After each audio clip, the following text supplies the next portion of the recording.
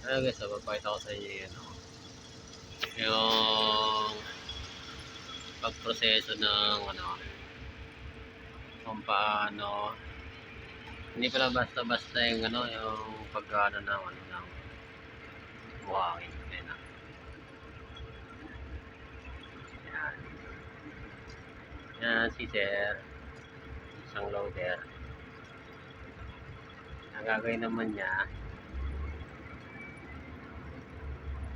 yan,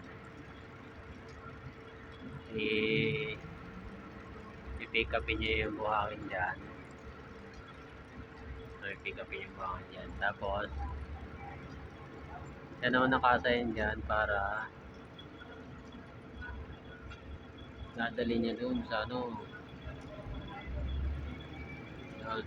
sa conveyor. Yan o. Yan o. Yan. O, yan. Yan. After dyan, lahat ng mga nandyan, at ng mga nagalagay dyan, ito naman yan dito sa conveyor na yan. Conveyor, patungo doon. Yan. Patungo doon sa yan. Yan, basta dyan. Tapos, yun yung umiikot doon. Umiikot doon, yan. So, umiikot doon. Kaya yung tinatawag nilang vibro. Tapos dyan, ay yung maliliit na particles pa ng ng mga bato-bato sa buhangin. Yan. Tinatanggal naman niya, natatanggal pa niya, nakikita niyo. Tatanggal pa siya.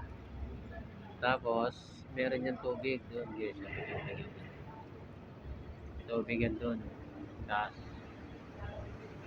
nihugasan niya ngayon yung mga buhangin na nasala ng na napupunta sa fibroid. Napupunta sa fibroid. Tapos yun. Nakikita nyo may tubig. May tubig. Tapos, kasi yun yung fibroid. Ayan yung vibro, tapos punta ulit dyan sa conveyor, yung mga buhangin, yan ang nakita nyo. Ano may buhangin yan, yung vibro, punta rito sa conveyor, tapos yun, proseso nyo. Ayan yung buhangin. Punta naman doon.